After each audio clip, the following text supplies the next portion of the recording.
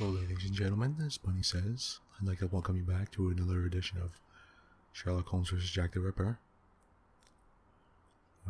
I just had a very rude shock and realized that I didn't save the game from the last time I played. Or either that or just my save file was missing. I have no idea why. But I went into the game and it was like, what's going on? Why am I back to this place here? I was trying to figure out. I haven't played for like a week, or a couple weeks, I think. So,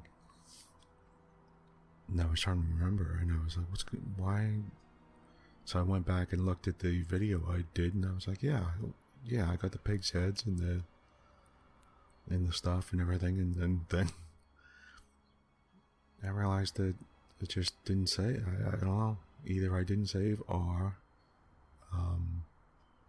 it disappeared somehow, or when I pressed resume it just didn't do it. I don't know why. So let's get into it now.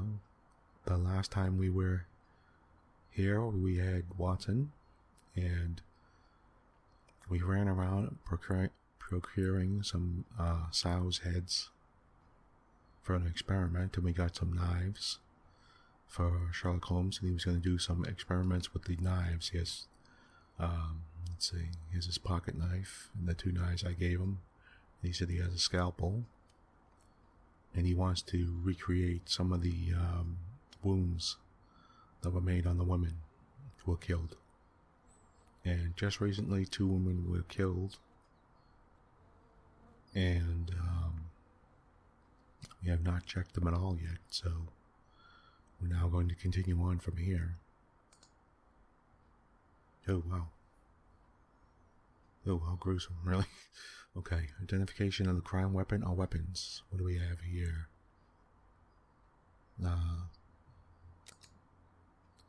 With the help of your knives, try to reproduce on the 3 pigs' heads, the wounds indicated by Sherlock Holmes, and determine which type of weapons were used by Jack the Ripper. Click on the pig's head to get a close-up image. Once you have selected one or several knives for each wound, select one or more knives and place them in the crime weapons section. Okay. Really? So I honestly have to just... Okay. What do I do here? Let's try to use these weapons on this head to obtain a large deep wound to the throat, like those that were noted on 3 of the 4 victims.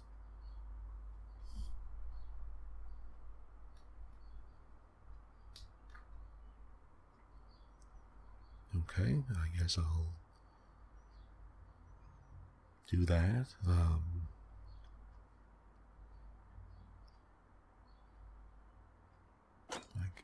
Okay, alright.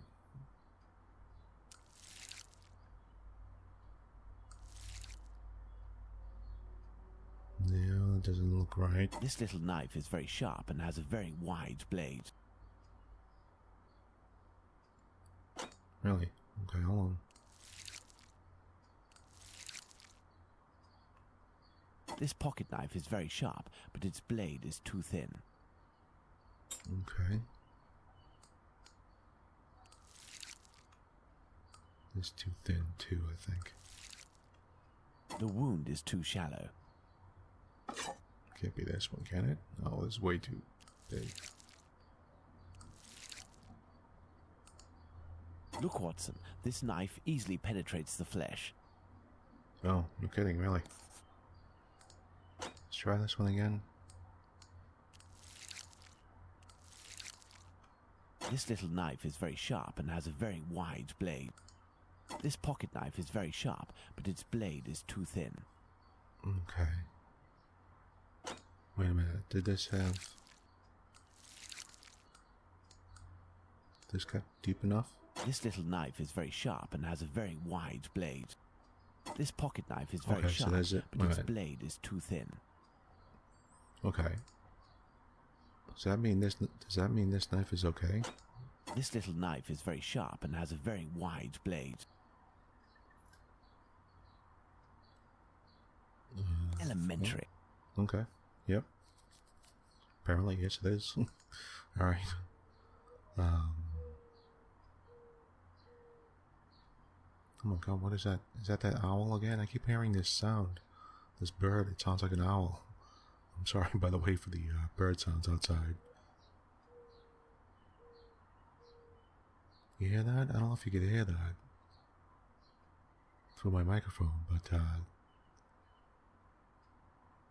hearing these sounds from this bird, and it sounds like an owl. I don't know if it's a bird or an owl or what, but I don't know. Okay, sorry about that. It's warm out, so I'm of course I have the windows open, and there's some bird sounds. So please forgive me.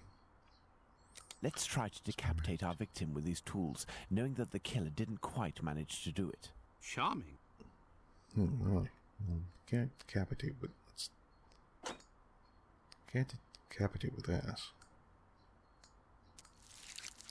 Yeah.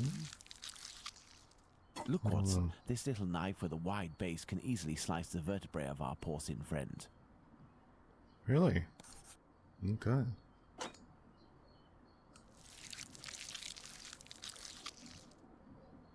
The blade of this pocket knife is too thin to reach the vertebrae. Okay, what about the scalpel? With a scalpel, the wound is too shallow. Okay, presumably the huge knife can do it.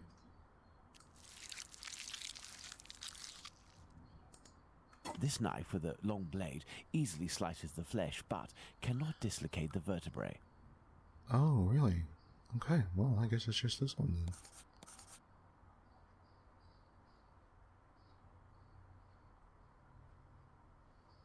Oh, wait, try to decapitate the pig knowing that the killer didn't manage to. So it's all the knives that Elementary. didn't. There we go. So, by process of elimination, it's not this knife. So far, the first thing was this one and this one, right? So, this knife isn't working for this experiment, so this big one is the only one left. I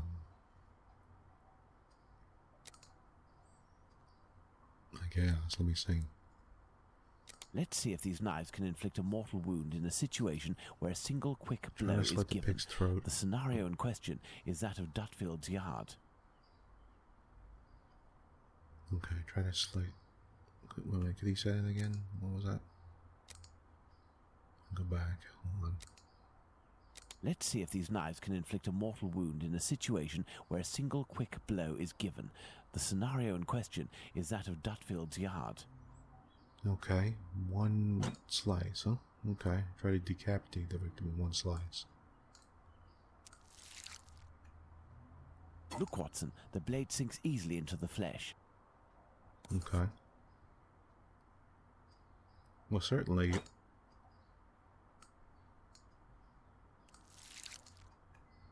all these knives can do it, right? In using the cutting edge of this pocket knife's blade, I can scrape the skin. Oh, so maybe not, huh?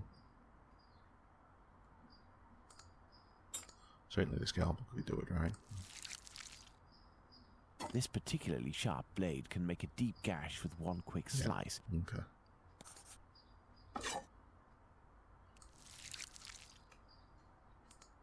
It cuts through the flesh easily as the blade is so sharp.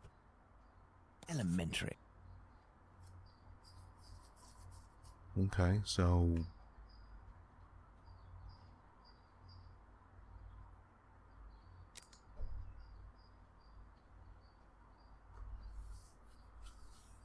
select the right knife or knives. This one can't be. This one can't be. This one can't be. But this one can.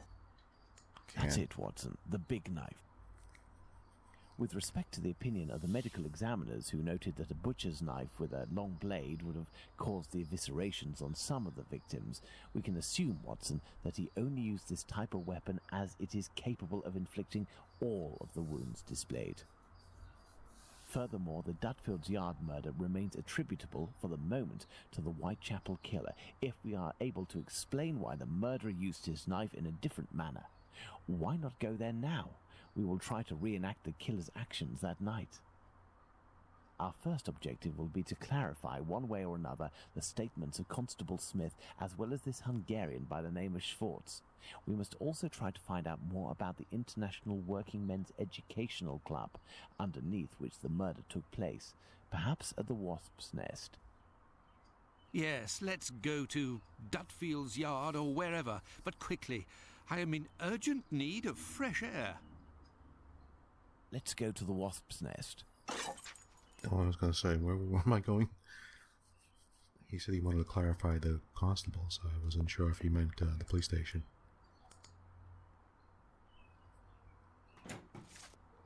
Okay, I remember the wasp's nest. Let's do that. It's down here, I think. Yep, that's it. Okay, let's see what he's talking about. What do you think, Watson? What are we doing, Holmes? Okay, we're going into the wasp's nest. Don't forget that Bluto may still be hiding here. I will try to find out more inside. You, Watson, must intercept the policeman on his rounds. Given the hour and a bit of luck, it will be Smith. Try to get some information from him. Understood, Holmes. Okay.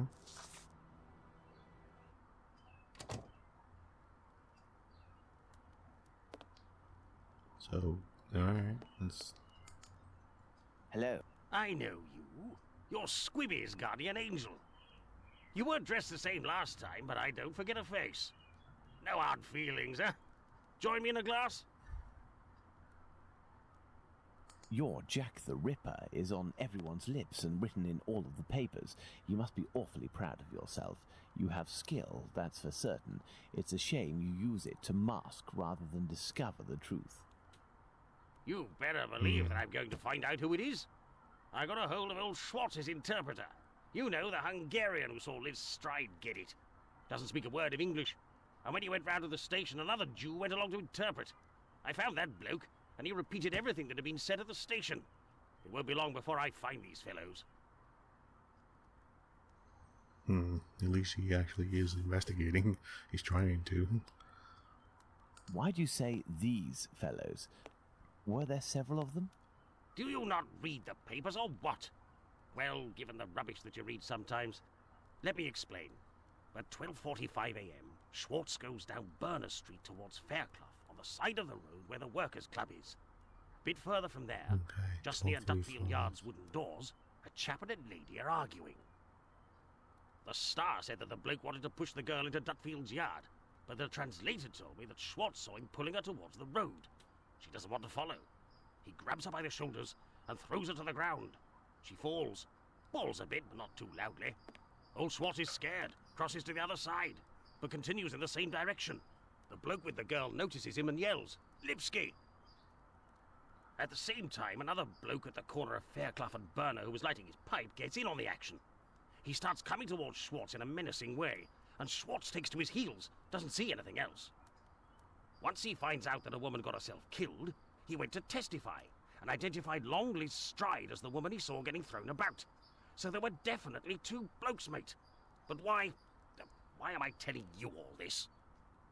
In vino veritas. So, wait a minute. Maybe the guy who was lighting his... Well, did the guy lighting his pipe have anything to do with it? Was he...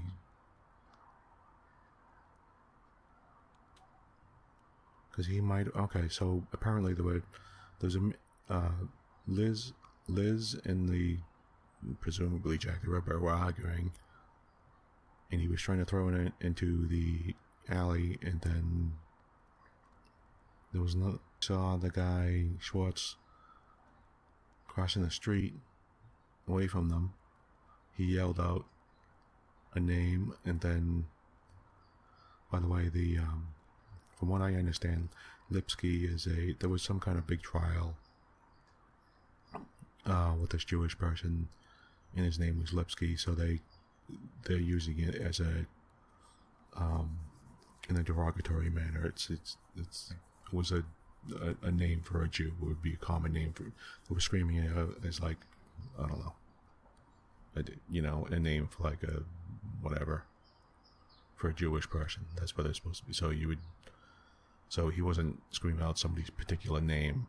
He was screaming out Lipkius and sort of like, I don't know, just a bad name for a Jew, or well, not a bad name, but it was a known name for that because of their trial.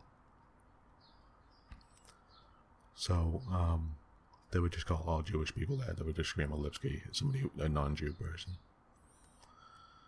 So he screams out Lipsky as in Jew, and then some other guy who's lighting his pipe comes over to investigate.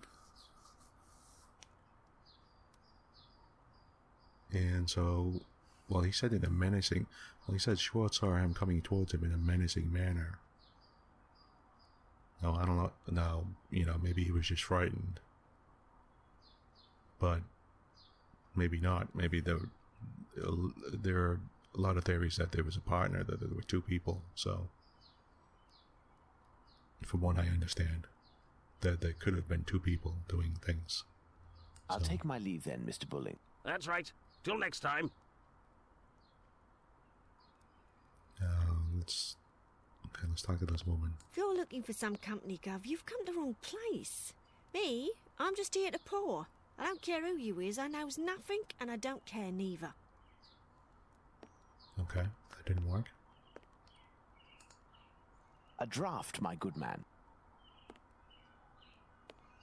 He did say 12:45 too, so. Here, sir. Now we know that the timing was making a difference. So okay, let's talk to this guy about the Whitechapel killer here. Tell me, was it not a mere stone's throw away from here that the Whitechapel killer struck last week? That'd be Jack the Ripper, that's his name. Slit the throat of a working girl in a small courtyard over there behind them big wooden doors. Below the Workers' Club?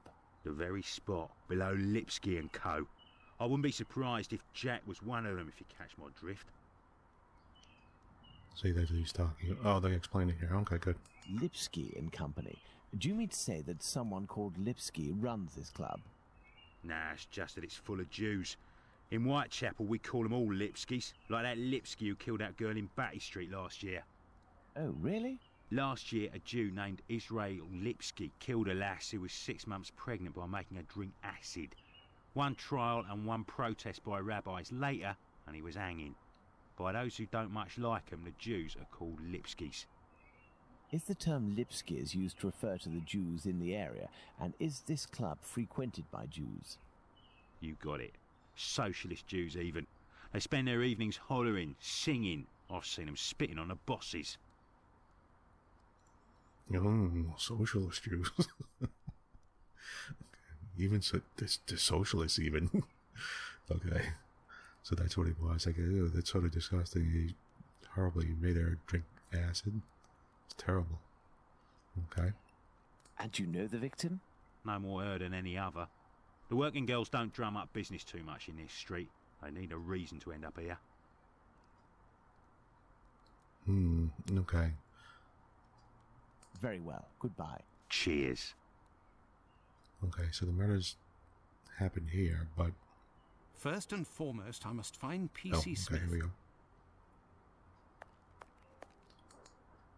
Good evening, Constable. Good evening, sir. I am Dr. Watson. Would you happen to be P.C. Smith, the man who patrols this beat? That's me. And you work with the famous Sherlock Holmes, don't you? What can I do for you? Okay, so here we go. All right, but look, here's the guy that found the... Now, he found the body, right? Okay, let's find out what's going on here. I believe you were on duty the night when the murder took place here. You would certainly be able to confirm a few details, such as the time of death that the medical examiner gave. It's just that I wasn't there when the body was discovered. I don't think I can help you. Okay, wait a minute. Okay, you came by afterwards. But I was told that you had seen the victim that very night.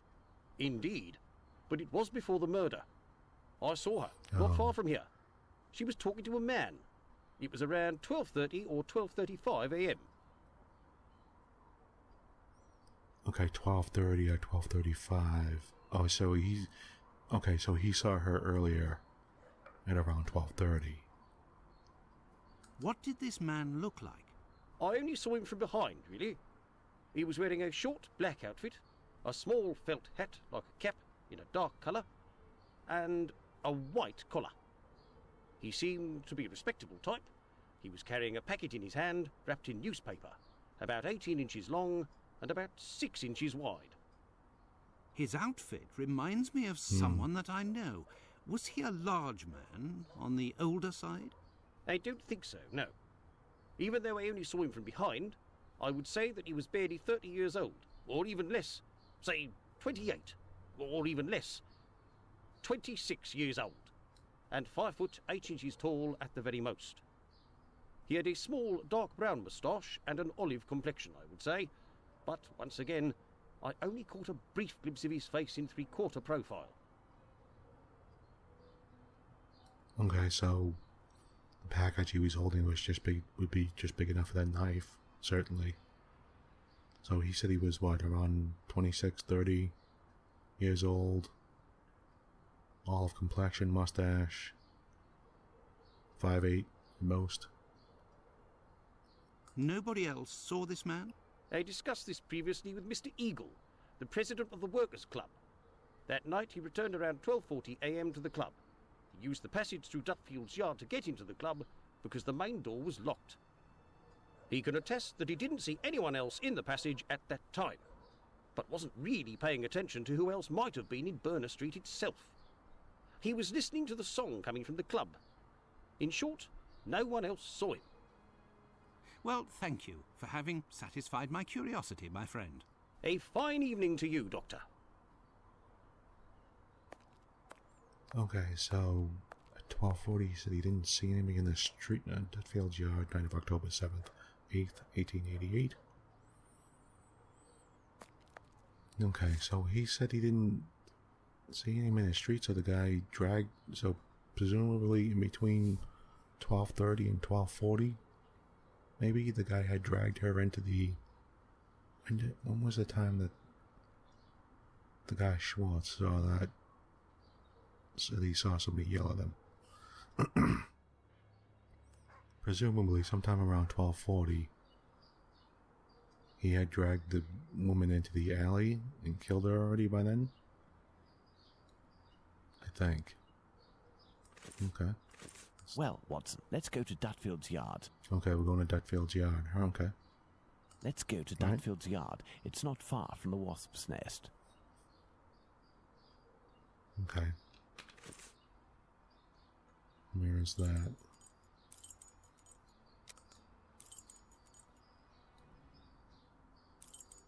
Okay.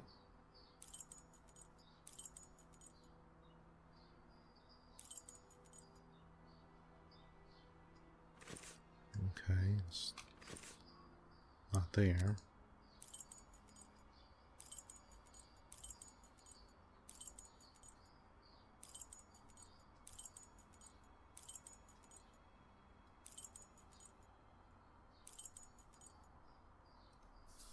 Okay, where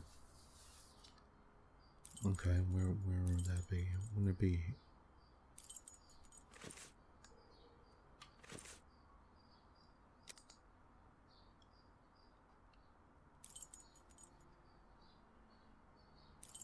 Fleet Street, Hambury Street, London Hospital, Whitechapel, Wharfdale Road, Barnes Bookstore, beeping car. Okay, I'm not sure what's going on here. How do we Let's get go to Dutfield's yard. It's not far from the wasp's nest. Okay, well, let's look. He said it's not far from the wasp's nest, so... Yeah, the guy said it just only happened just very close to here, so...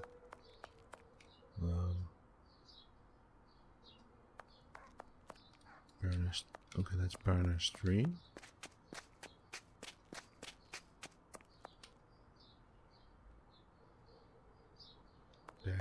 Street.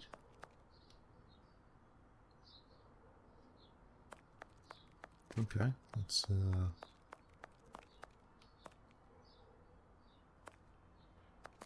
Liz Smith, right? I have nothing to ask. No, okay.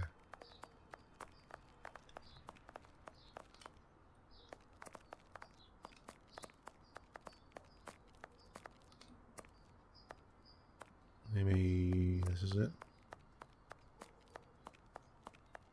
Nope. Here's the Workers' Club, Oh, next to Dutfield's Yard. Here's the International Working Men's Club. Here we go. Dutfield's Yard. Let's take a look at this place. Here's Dutfield Yard. Oh, God. It was right next to me. You're kidding me. I just went in the other direction. I took a left instead of a right. Alright, let's go to the yard first here. Oh, maybe we have to go to the club first. Get evidence. Your interrogation of P.C. Smith has proven to be very shrewd and of great interest. Thanks to the information I've managed to gather and that you were able to read in my notes in Baker Street, Watson, we can recreate what happened that fateful night at this location, Dutfield's Yards to be precise, the site of Liz Stride's murder. Oh, okay, really, here we go. Reenactment of the facts. Dutfield's Yard murder.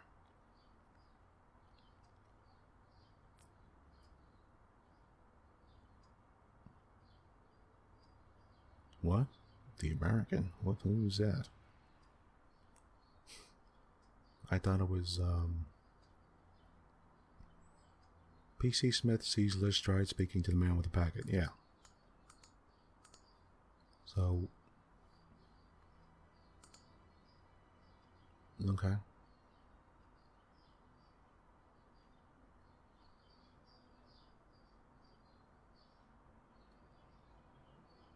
$12:45. Oh, here we go.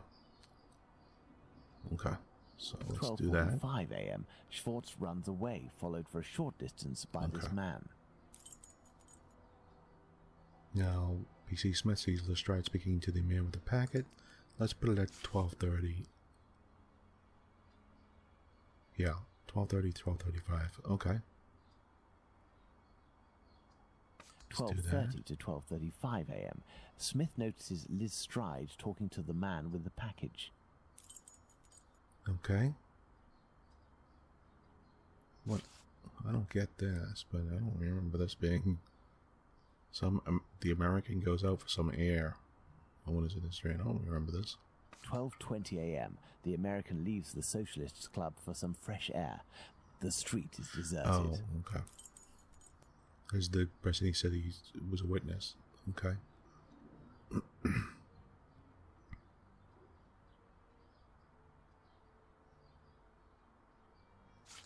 Okay, there's 12:43. Okay. 12:43 a.m. Israel Schwartz passes by Dutfield's Yard and witnesses the attack on Liz Stride. So he sees the attack on her. The constable saw them at around 12:35. He sees the attack at 43. 44. Some guy screams out Lipsky. A menacing man. Okay, but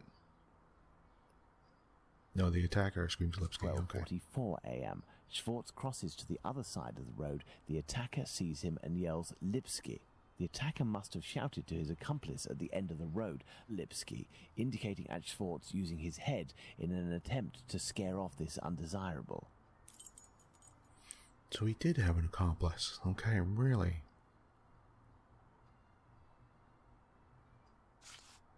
Okay, 12:40. So this is where it's getting a little muddy for me. 12:40, Mr. Eagle, the president of the Workers' Club, enters the club by the passage in Dutfield's Yard. 12:40 a.m. Eagle, the president of the club, enters the Workers' Club via the passageway through Dutfield's Yard. He passed through Dutfield's Yard. If Liz Stride had already been killed, he would have had to walk over her. The murder, therefore, had not yet happened. Oh, okay. Oh, all right. There we go. So, I was going to say, because he said he didn't see anything, so he was talking to her at 12:35, presumably. 12:40 he walks by, nobody's been killed yet. So 43 is when he sees the 12:43. And, midnight, the meeting club ends. Midnight, the Socialist Club meeting ends. The members, mainly Jewish men, gradually begin to leave the club in little groups or alone. Okay, there we go. And at 1 o'clock, Mr. Demschultz wants to enter with his cart, pulled by a pony. 1 a.m. Mr. Demschutz wants to enter with his cart, but the pony refuses. We know that the murder took place between 12:45 and 1 a.m. Mr. Demschutz, therefore, must have disturbed the killer. Let's place Liz Stride's murder on the timeline, Watson.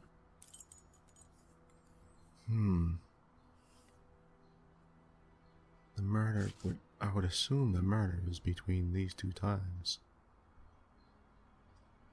12:45 to 1 a.m., the murder of Liz Stride. It took place in this very spot, as the traces of blood were very confined. We will come back to this point in a few moments to elaborate on what could have happened. Well, we are still missing certain information in order to finish this investigation, Watson. Oh, okay, alright. We do have to, alright. I have to go into the International Men's Club area, I think. Let's find out some more information. I would imagine nothing else going on here, right?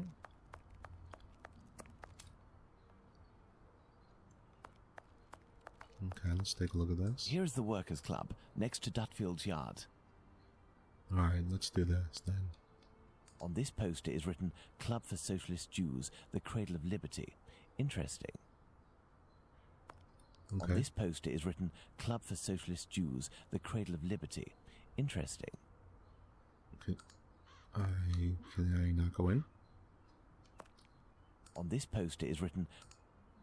Oh, okay. I thought alright. Something's going on. I have to... Alright, let me see here. Oh, what was that?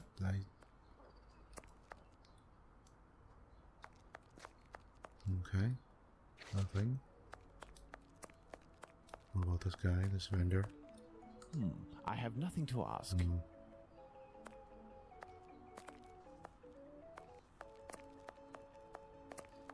Okay.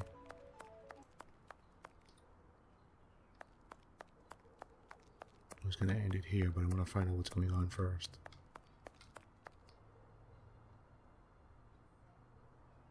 Must be something in here further. Okay, wait. Oh, okay, here we go. Anything else over here, just in case? No? Still away. This door leads to the Club for Jewish Socialist Workers. Gotta go in? No. This door leads to the Club for Jewish Socialist Workers. Alright, let's look at the crime here. Watson, imagine the victim laid down there on the ground. Okay. Alright. This is her on the ground. Let's look at some stuff here. Her right hand, it is bloody, as is her wrist.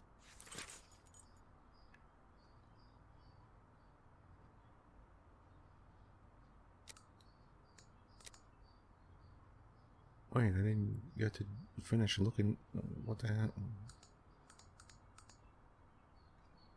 Okay, I would like to look more. Okay, here we go. What's this next to her? Her left hand, it is closed around a bag of pastils. Okay.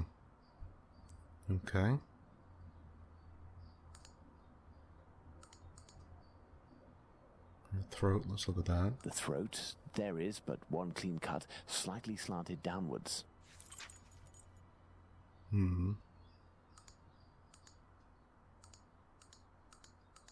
The One throat, clean there is slice, but huh? one clean cut, slightly. The ground is muddy. Ground is muddy. The ground is muddy. Let's see. The ground is muddy. Okay, we know that.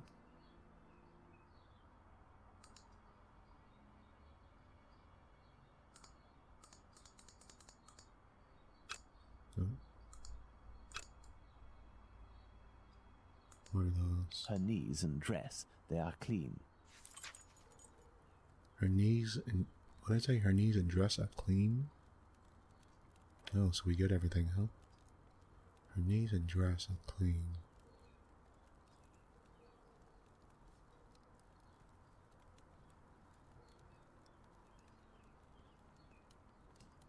Well, presumably that means they didn't fight, right?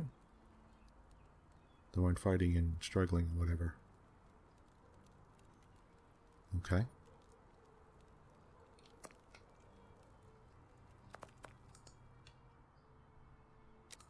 Okay, now how do I get to the... Oh, the deduction thing. Here we go. Okay, I might have to do this a little bit later, but... Carotid wasn't slit. Oh, okay, alright. Ground is dirty. And the knees... Wound to the... Okay, here we go. So the knees and the bottom of the dress at the front are clean. The ground is dirty. The victim didn't struggle on the ground.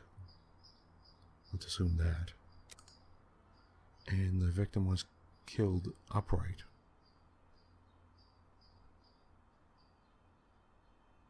Now the victim, it says the victim was killed lying down, the victim wiped her clothes, or the victim was killed upright. Presumably, he didn't wipe her clothes because he didn't clean her knees. The victim was killed lying down, no, because she'd have blood all over her clothes. Let's say the victim was killed upright. And we had Elizabeth Stride had her back to the killer. Oh, we can't presume that. Elizabeth Stride and her murderer were lying down at the moment of the mortal blow, no. Stride and her murderer were standing at the moment of the mortal blow. Yes. I'm going to assume he slit it. Well, he might... Well, he slit his throat, so maybe he was back. It did say the... maybe he was behind her. No, because... Well, maybe. I don't know.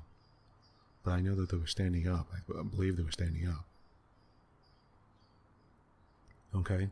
The wound to the neck is clean, starting from the right and slightly oblique and descending. Starting from the right, so they're saying he's right-handed and... Oh no, so that means he was in front of her. They slashed downwards.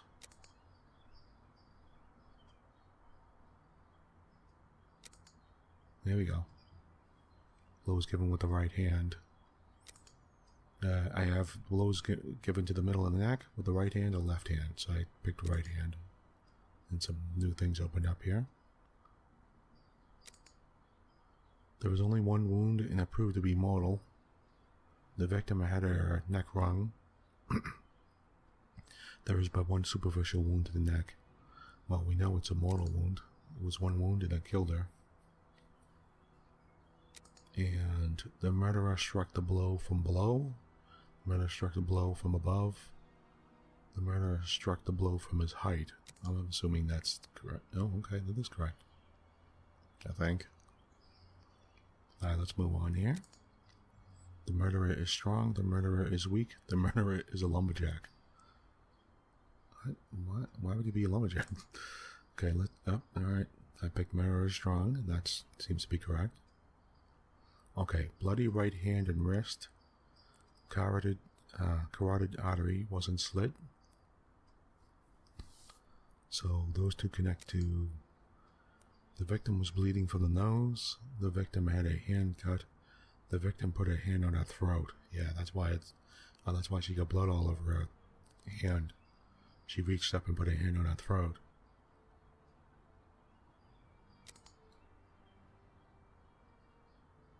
No, okay, so all right. I think I got things. Hold on. Elizabeth Stride's killer is taller than the victim. Elizabeth Stride's killer is shorter than the victim. Elizabeth Stride's killer is practically the same height. Let's say the same height. Yes, I got it. Presuming if he presumably struck the blow from the same height, then he must be around the same height as the victim. Okay, the blow is given with the right hand, so the murderer is right-handed. The murderer is strong, right-handed, and so that means the murderer is a weak man, the murderer is a strong man, the murderer is a woman. The murderer is a strong man. And the victim put her hand on her throat, so the knife blade used in L. Stride's murder was thin. The murder weapon was used against Elizabeth Stride was a mezzaluna. I don't even know that. I've never heard of that before. Knife blade used in L. Stride's murder was thick.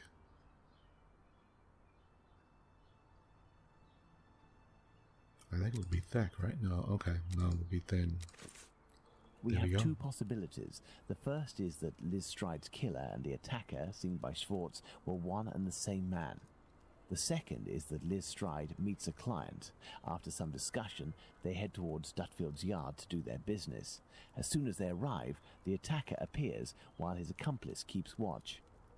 Schwartz's arrival dissuades the two men from lingering. They leave the area and leave Liz Stride in a tense state, but glad to have kept her client. He will be her murderer. Both hypotheses are possible, but an incongruous detail will serve to corroborate one of them. An incongruous detail that we were able to establish regarding the Hanbury Street murder. Which one would that be, Watson? Look at the victim carefully, Watson, and tell me the link between the murder of Liz Stride and those of Nichols and Chapman. Okay. He wants me to look at the murderer and find out the one clue, but we're going to do that next time. And this time, I'm going to make sure I save. And,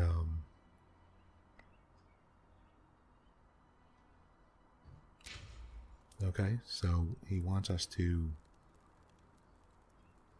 check the body and take a look, right? Yes.